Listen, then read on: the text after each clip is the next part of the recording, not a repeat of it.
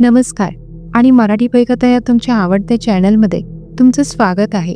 आज मी तुम्हाला अशी एक सत्यकथा ऐकवणार आहे जी ऐकून तुमच्या अंगावर अक्षरशः काटा येईल। ही कथा एका सामान्य ट्रक ड्रायव्हर सोबत कुंभारली घाटात घडलेल्या अशा घटनेची आहे जी आजही अनेकांना गूढ वाटते। जर तुम्हाला ही अविश्वसनीय आणि थरारक अनुभव ऐकायला आवडत असतील तर हा व्हिडिओ शेवटपर्यंत नक्की बघा।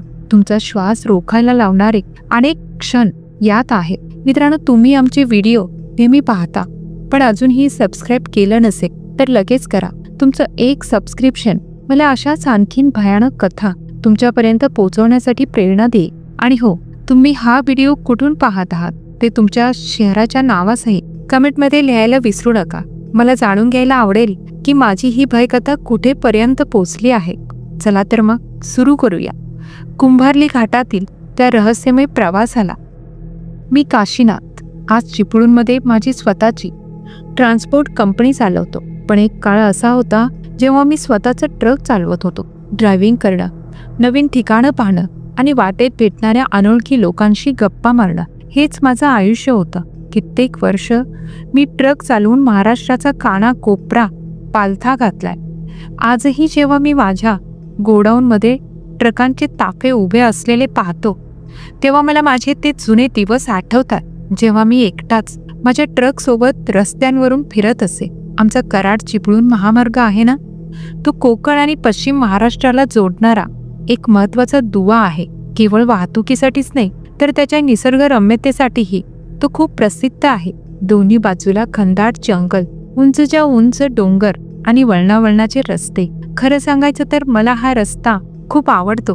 दिवसा असो किंवा रात्री या रस्त्यावरून गाडी चालवताना एक वेगळी शांतता आणि समाधान मिळतं। कधी कधी तर वाटतं की या रस्त्याच्या प्रत्येक वळणावर माझी एक आठवण दडलेली आहे। पावसाळ्यात तर या रस्त्याचं सौंदर्य आणखीनच खुलून येतं। हिरवीगार झाडी, धुक्यात हरवलेले डोंगर आणि झाडांवरून टपकणारे पावसाचे थेंब, हे सगळं अनुभवायला मी नेहमीच उत्सुक असायचो। या रस्त्याशी माझं एक वेगळंच नातं जुळवतं, कारण वर्षानुवर्ष मी याच रस्त्यावरून कराड ते चिपळूण आणि परत चिपळूण ते कराड असा प्रवास करत होतो। तो माझ्या रोजच्या जीवनाचा एक अविभाज्य भागच पडला होता। पण 2015 सालच्या जून महिन्यात घडलेली एक घटना, ती आजही मला आठवली की माझ्या अंगावरून काटा येतो। ती रात्र मी कधीच विसरू शकत नाही। कराडहून माल उतरवून मी चिपळूणला परत निघालो होतो। रात्रीचे साधारण 9 वाजले होते। तसा तो फार लांबचा प्रवास नव्हता, फक्त 100 किलोमीटरचा। साधारण 2.5-3 तासातच मी आरामात घरी पोचणार होतो। रात्रीच्या वेळी तर हा रस्ता आणखी मोकळा असतो, त्यामुळे वेळेत पोचण्याची खात्री होती। पण त्या रात्री पाऊस सुरू होता। सुरुवातीला रिपरिप होती, पण जसजसा वेळ पुढे सरकत होता तसतसा पाऊस वाढत चालला होता। मला आठवतंय, जोरदार पावसामुळे आणि वादळी वाऱ्यांमुळे घाट रस्त्यावर दरड कोसळणे, झाडांच्या पडझडीसह अनेक घटना घडतात याची मला कल्पना होतीच। तरीही नेहमीचाच रस्ता असल्यामुळे मला फारशी चिंता वाटली नाही। मी माझा ट्रक घेऊन पुढे जात राहिलो। पण अचानक कुंभारली घाटात पोहोचल्यावर मला माझ्या समोरचा रस्ता पूर्णपणे बंद दिसला। भूस्खलन झालं होतं। मोठ्या मोठ्या दगडांनी आणि मातीच्या ढिगाऱ्यांनी अर्धा रस्ता व्यापला होता।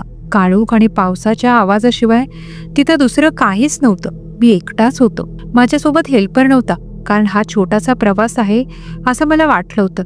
पण त्या क्षणी मला हेल्परची खूप आठवण झाली।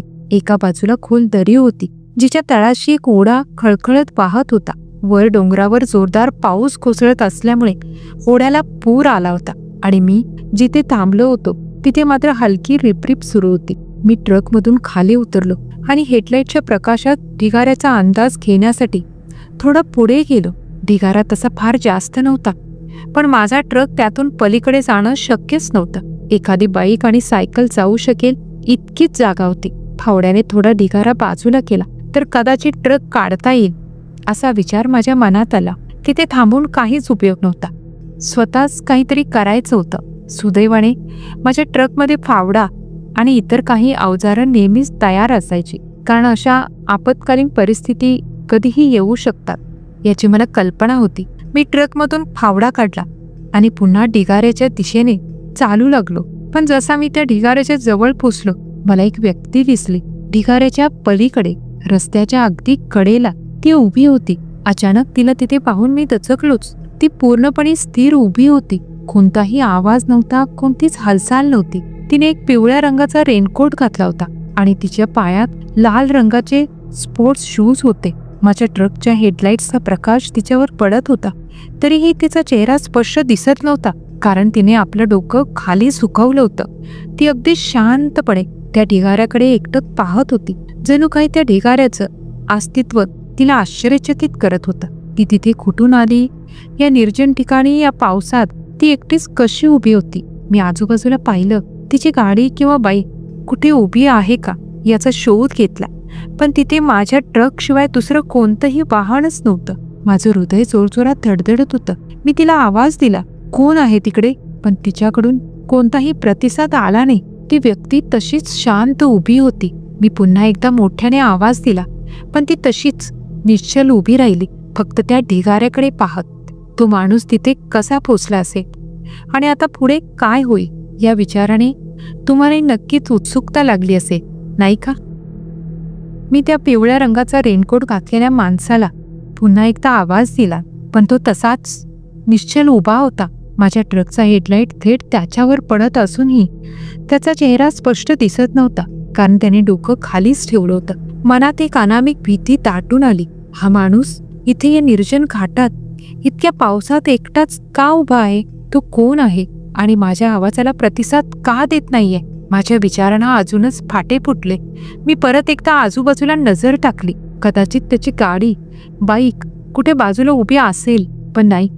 माझ्या ट्रकशिवाय तिथं दुसरं कोणतंही वाहन नव्हतं. ही गोष्ट मला आणखीनच गोंधळात टाकत होती. माझ्या डोक्यात हजार प्रश्न फिरू लागले. मी खरंच त्याला पाहिलं होतं की तो फक्त माझ्या मनाचा भास होता? घाटाच्या त्या शांत वातावरणात फक्त पावसाचा आणि ओढ्याचा आवाज ऐकू येत होता. माझं हृदय इतक्या वेगाने धडधडत होतं की त्याचा आवाज मला स्पष्ट ऐकू येत होता. मी पुन्हा एकदा त्याला आवाज देणार होतो, तेवढ्यात माझ्या मागून एक प्रखर प्रकाश दूत दिसला. मी मागे वळून पाहिलं तर माझ्या ट्रकच्या मागे एक बस येऊन थांबली होती. ती एसटी महामंडळाची बस होती. माझ्या जीवात जीव आला. मी एकटा नाही हे पाहून मला खूप दिलासा मिळाला. बसमधून ड्रायव्हर आणि कंडक्टर खाली उतरले आणि माझ्या जवळ आले. अरे काशीनाथ भाऊ, तुम्ही इथे कसे? ड्रायव्हरने विचारलं. त्याला कदाचित मी ओळखून आलो असेल. मी घडलेली हकीकत त्याला सांगितली. दरड कोसळली आहे, ट्रक पुढे जात नाहीये. ड्रायव्हरने ढिगाऱ्याकडे पाहून म्हटलं, अहो हे तर फारसं नाहीये, चला पटकन बाजूला करूया. कंडक्टर, बसमधून काही अवजारं असतील तर घेऊन ये, फावडा वगैरे. कंडक्टर हो म्हणाला आणि बसकडे गेला.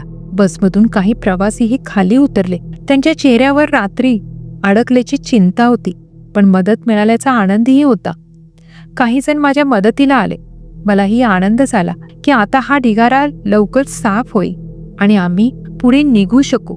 माझ्या मनात विचार आला, मी त्या रेनकोट घातलेल्या माणसाला बसलेल्या लोकांना दाखवतो. मी त्यांच्याकडे वळलो आणि ढिगाऱ्याच्या पलीकडे पाहिलं, पण तो माणूस तिथे नव्हता. माझ्या डोळ्यांवर माझा विश्वासच बसेना. मी आत्ताच तर त्याला तिथे पाहिलं होतं. तू कुठे गेला? मी इकडे तिकडे नजर फिरवली. अंधारात त्याला शोधण्याचा प्रयत्न केला, पण तो दिसेना. कुठे गेला तो? माझ्या मनात पुन्हा एकदा भीतीची लाट उसळली. बसमधील लोकांना मी काहीही बोललो नाही, कारण त्यांना सांगितलं असतं तर कदाचित त्यांना ते वेड वाटलं असतं. मी स्वतःही गोंधळलो होतो. तो माणूस आत्ताच माझ्या डोळ्यासमोरून गायब कसा झाला? तेवढ्यात कंडक्टर फावडा आणि काही अवजारं घेऊन आला. पाऊस आता आणखीनच जोरदार कोसळू लागला होता. आम्ही सगळे मिळून ढिगारा बाजूला करण्याचा प्रयत्न करत होतो. बसमधील काही तरुण मुलांनीही मदत करायला सुरुवात केली. पावसाच्या माऱ्यामुळे माती चिखल बनली होती आणि काम करणं थोडं कठीण होत होतं.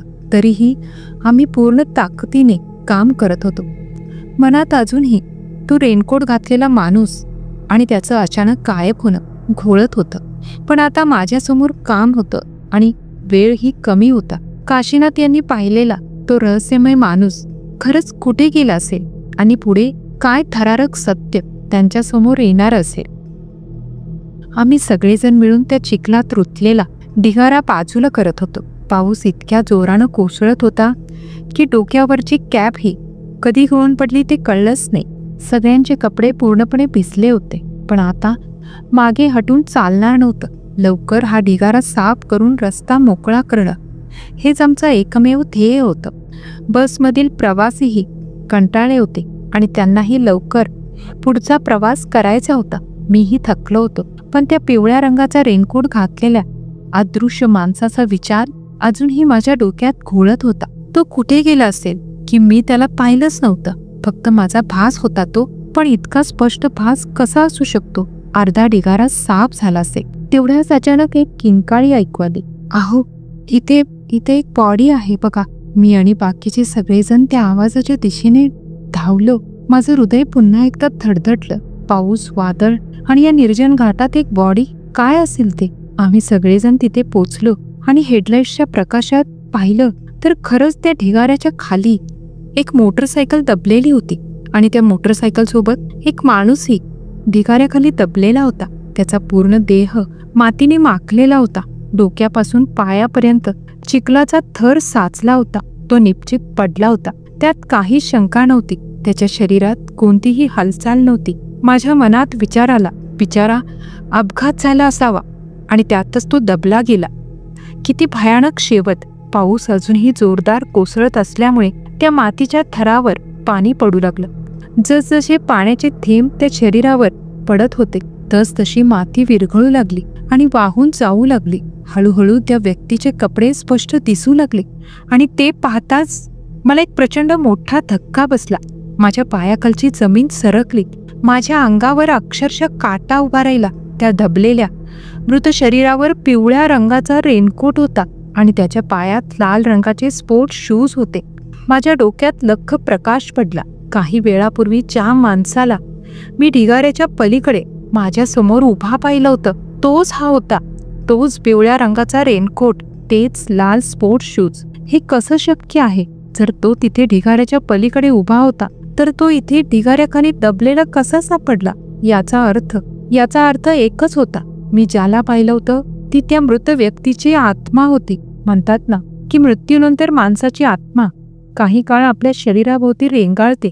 कदाचित तो आत्मा, तो मृत माणूस आपल्याच मृतदेहाला पाहून सदमेत असावा. कदाचित त्याला विश्वास बसत नसेल की त्याने आपलं शरीर सोडलं आहे.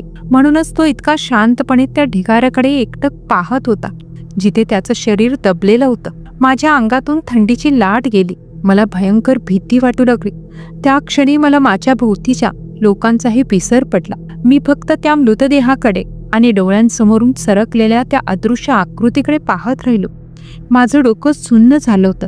काशीनाथ यांनी पाहिलेलं ते गूढ सत्य आता समोर आलं होतं. पण या घटनेचा त्यांच्यावर आणि त्यांच्या आयुष्यावर काय परिणाम झाला असेल? हे खरंच एक भूताचं दर्शन होतं का, की अजून काहीतरी रहस्य दडलेलं होतं?